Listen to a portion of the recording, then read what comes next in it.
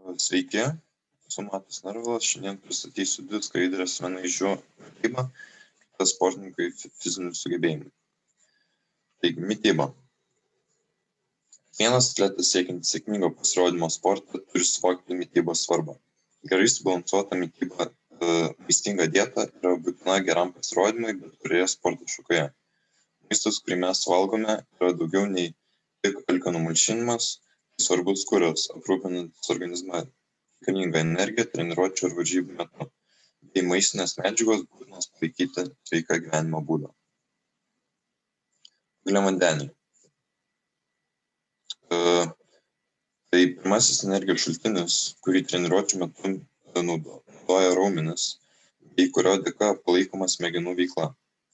Angliavandenio atsargos raumenyse glikogenas bei kepenyse yra nedidelės ir jos turi būti nuolatos papildomos valgant turtingą angliavandeniais maistą.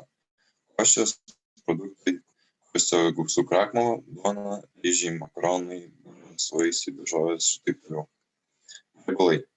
Energijos šaltinis daugiausiai naudojamas neintensyviose veiklose, ėjimas, sėdėjimas bei ištvermės pratimuose. Kūno riebalai yra koncentruotos energijos atsargos. Net liekniausias žmogus savo kūne turi pakankamai riebalų, kad galėtų aprūpinti energiją daug valandų trukančią veiklą. Sportininkams rekomenduojama vartoti kuo mažiau riebaus maisto, nes tai didina riebalų atsargas organizme bei mažina galimybę kaupti angliavandenius, reikalingą energijos šaltinį treniruočių metu. Baltymai. Raumenų augimo ir atstatymo statybinė medžiaga. Taip pat energijos šaltinis treniruočių metu, kuomet angliavandenių atsargos tampa labai mažos. Tačiau baltymų naudojimas vietoj angliavandenio gali iššaukti raumeninio audinio irimą, todėl yra labai svarbu vartoti pakankamai angliavandenių mitybai. Geras baltymų šaltinis – tai mėsa, žuvis, paukštiena, pienas, sūris, jogurtas, pakelės ir daržovės.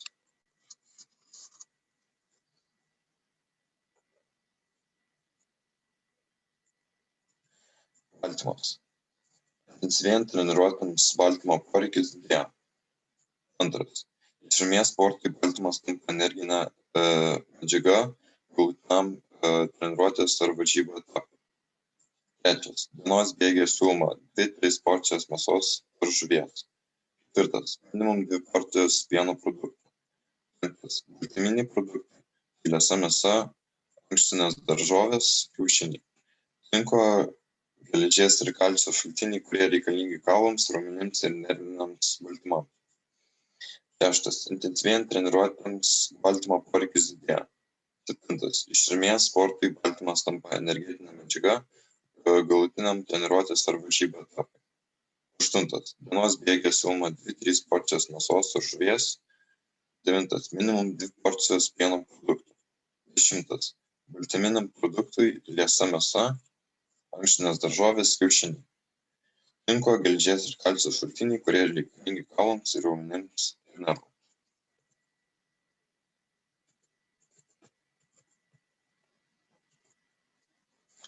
Vitaminai ir mineralai. Organizmui daug vitaminų nereikia, tačiau jie yra būtini jūsų gyvybingumui palaikyti. Tai yra sudedamoji kaulų dalis. Vitaminai ir mineralai taip pat dalyvauja organizmo funkcijų reguliavimo procese.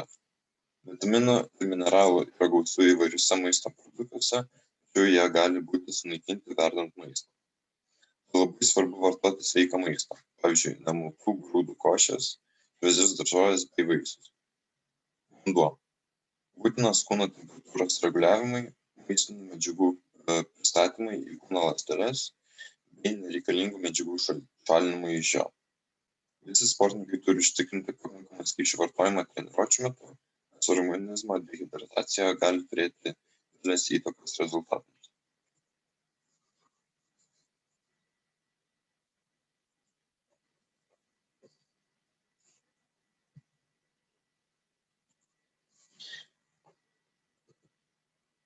Mityba varžybų metu. Jei varžybos vyksta keliais etapais ar užtrunkame visą dieną, svarbu atstatyti prarastą energiją. Pertraukėlių metu valgykite ir gerkite angliavandeniais pasotintą maistą bei gėrimus, juos aptarsime, tai leis išlaikyti reikiamą energingumą iki pat varžybų pabaigos.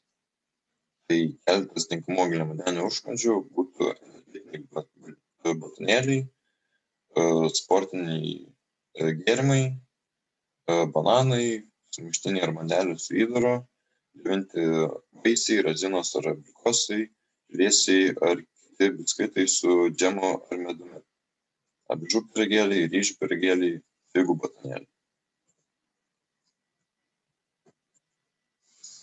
Ką valgyti po varžybų?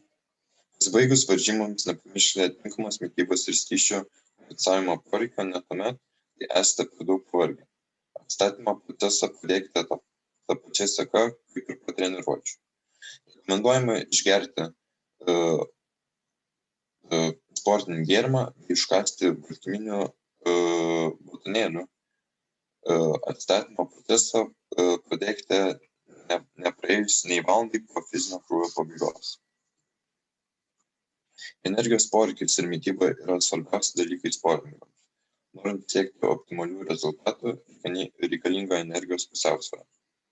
Energijos pusiausvyra atsiranda, kai energijos suvartojimas, energijos suma gauta su maistu, skysčiais ar maisto papildais lygiai išeikvotai energijai. Vartojant maistą, kuris yra mažai vertingas, gali atsirasti metaboliniai sutrikimai susijęs su maistinių medžiagų trūkumu. Daug energijos sunaudojama aktyviai sportuojant, todėl norint išlaikyti energijos pusiausvyrą, reikia gauti daugiau kalorijų su maistu. Mitybos režimas. Geriausiai būtų valgyti 5 kartus per dieną, plus 6 kartų po treniruotės. Svariausi valgymai būtų pusryčiai ir po treniruotės. Pertraukos turėtų būti per 3-4 valandų. Apibendrinimas. Mitybos ritmai sportininkui yra ypač svarbus. Jeigu žinomas treniruotės energetikos principas, galima suprasti, kad treniruotės metu vyksta energijos įkvojimas, o ne anaboliniai procesai.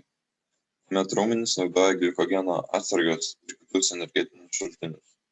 Taigi tuomet, kai ateina baltymas, eilėje naudojami ne naujai gauti baltymai, o raumenų baltymai.